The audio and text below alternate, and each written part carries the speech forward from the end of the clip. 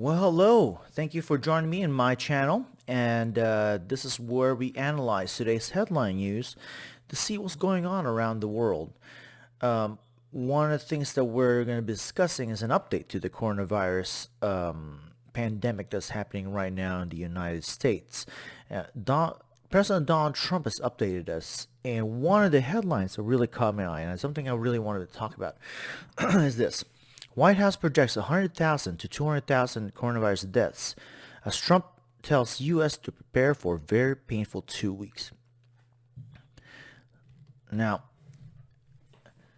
the projected deaths with the coronavirus has been fluctuating from time to time, but this is the first time that the president himself has acknowledged and has really laid out a serious tone to everybody that we really have to prepare for something hard in the next 2 weeks. So let's continue on. Let's read up a little bit. It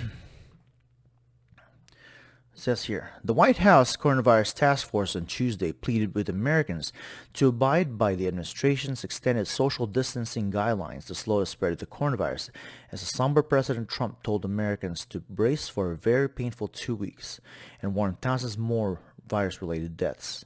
The surge is coming, and it's coming pretty strong, the president said in the White House briefing room in a lengthy press conference that lasted more than 2 hours. Now, let me explain what the surge is.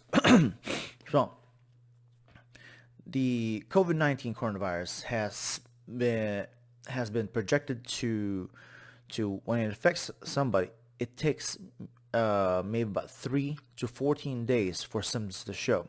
In between that time, up until 14 days, the gestation period and the incubation period, you could be infecting other people with the COVID-19 coronavirus, and you wouldn't even know it. So people may have been in contact with people who have been infected in the past 2 weeks that didn't know about it. And there's even some documentation, especially back when the coronavirus started in Wuhan, China, that some people have been infected up to 28 days. 28 days is a whole month before they even showed symptoms. And that's a scary thought, because we have all these people who have been infected 2 weeks ago who did not adhere to the social distancing guidelines. These are not rules. These are guidelines. Some localities have issued hardline rules. Some localities have been really lax about it. But when they talk about what's called the surge, this is when those who have been infected the past 2 weeks are starting to catch up and are starting to overwhelm and come into the hospitals and start overwhelming the hospitals and the care centers. And you're just going to see the graph go from here, rise, and suddenly the surge comes and it's just going to go straight up. And if we run out of ventilators, we run out of medicines, that's when the hard part's really going to come in. We're going to start seeing things like what we see in Italy. The extension of social distancing guidelines comes after Anthony Fauci, Dr. Anthony Fauci, director of the National Institute of Allergy and Infectious Diseases, and other public health officials on the White House Coronavirus Task Force ominously warned that even if the U.S. were to continue what it was doing, keeping the economy closed and most Americans in their homes, the coronavirus will still leave 100,000 to 240,000 people in the United States dead and millions more infected. Without any measures in place to mitigate the contagion spread, those projections jump between 1.5 to 2.2 million deaths from COVID-19. It is critical for the American people to follow the guidelines, Trump said. It is a matter of life and death.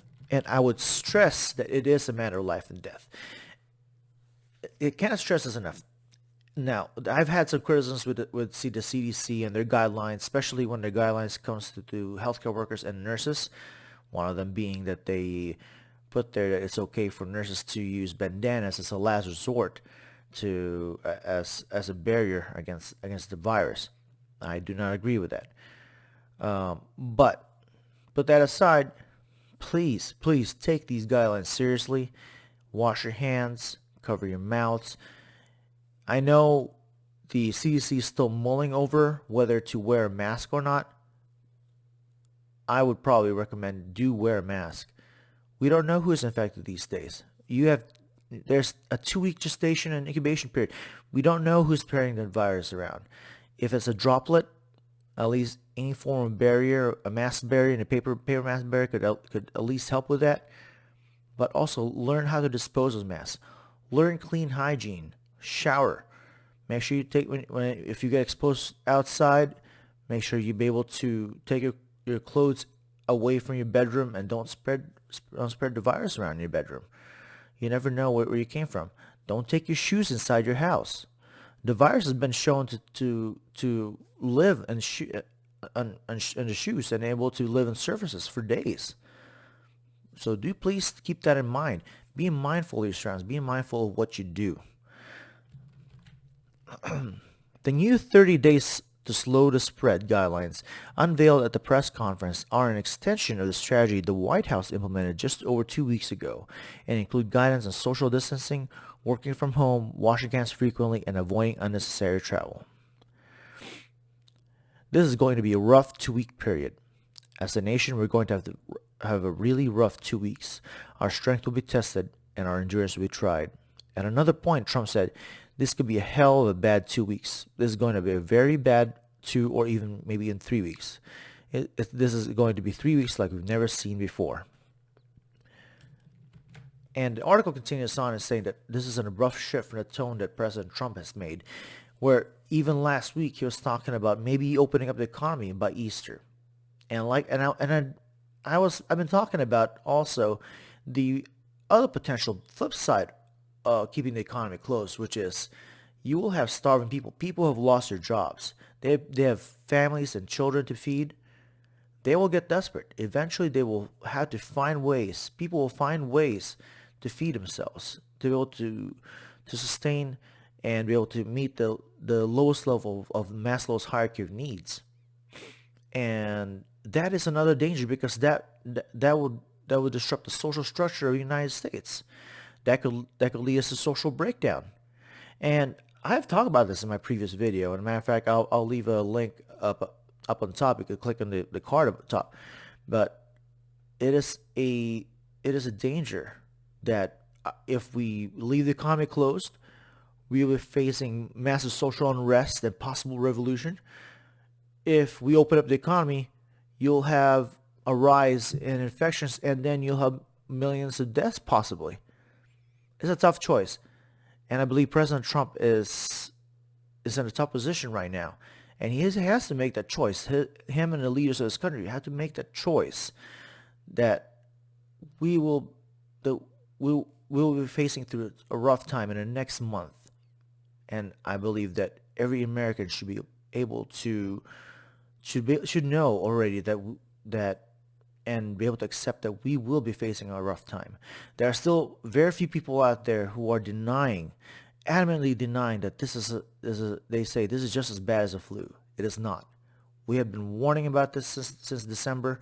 I have been talking about this since January with my close relatives, and I do have to thank Tim Pool and Six Hexenhammer. I've been watching their videos, and I will leave their links to their channel below because I have to credit them, and I give them a shout out because I have been prepared because I've been watching them and been watching them cover this whole issue when it was still in China. They've been warning about this, and now I am giving the same warning to those who watch my videos and those who watch my channel that this is a serious issue that we need to take seriously, and you need to be prepared that this will be a tough time for everybody. Now, this is not all bad news. There has been some news on the research front.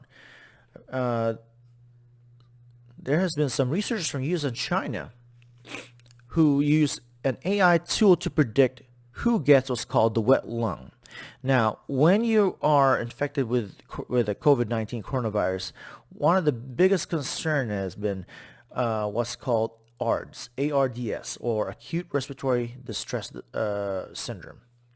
And here we read a little bit. Researchers in the US and China reported Monday that they have developed an artificial intelligence tool that is able to accurately predict which of the newly infected patients with the novel coronavirus go on to develop severe lung disease. Once developed, the algorithm could assist doctors in making choices about where to prioritize in resource-stretched healthcare systems, said Megan Coffey, a physician and professor at NYU's Grossman School of Medicine. The tool discovered that several surprising indicators were strongly predictive of who went on to develop so-called ARDS, or acute respiratory distress syndrome, the severe complication of COVID-19 that fills the lungs with fluid and kills about 50% of coronavirus patients who get it. And it says here, the team applied a machine learning algorithm from data of 53 coronavirus patients across 2 hospitals in Wenzhou, China, finding that changes in 3 features: levels of the liver enzyme, ALT, reported body aches, and hemoglobin levels, and they were the most accurately predictive subsequent of the severe disease.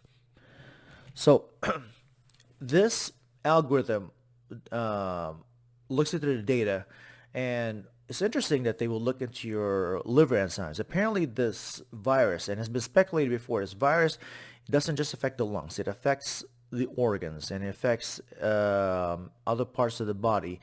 And one of the things that they were seeing is that some of the individuals who got affected by the virus get liver failure symptoms. That means your ALT and AST levels could go up and could rise. ALT is one of those lab values that we look into to see if you have any problems with your liver. If it's high, that means your liver is working too hard. Body aches and hemoglobin levels. Body aches is probably muscle soreness, and hemoglobin levels. It could indicate that you're bleeding or other type of blood disease that you may have concerning this coronavirus. And it says here that the tool is able to predict ARDS up to 80% accuracy, and that is a good thing. Most of the tools that we have here right now, and it's unfortunate, but not all testing tools are accurate. Not every testing tool is actually has an error in them, and 80% accuracy, it's not bad. 9% is even better. We would like that. And hopefully with the new testing tools that have been touted by the task force, there's a 5-minute testing tool that was touted yesterday or 2 days ago by President Trump. And there's even talk about a 2-minute testing tool. These are new testing tools. These are what's called the point-of-care testing tools. These tools are able to be tested on site. You don't have to take a blood or a sample back to the laboratory, which takes some time. It takes a whole day or two and a few hours to be able to get results.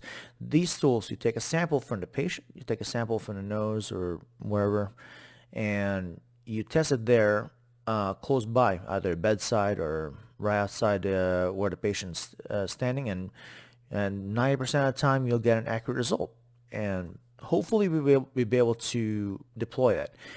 And my thing, and for me, my recommendation is we test as many people as possible. Right now we're not testing enough, and as the more we test, the more we find. And right now the United States has been testing more people than anybody in the world, and we're finding a lot more people infected with the COVID-19 coronavirus here, and that is a good thing, because then we'll see what the ratio is. We'll be able to track wherever they're going. We'll track who they've been in contact with, and as we keep doing that, we'll be able to isolate those who have been infected from those that have not been infected, and those who are more vulnerable. I believe that is a good way to be able to mitigate and stop this virus from spreading much further than it could have. Well, that'll be it for today. And if you like, please hit the subscribe button to see more future content. And thank you for joining me. And see you next time.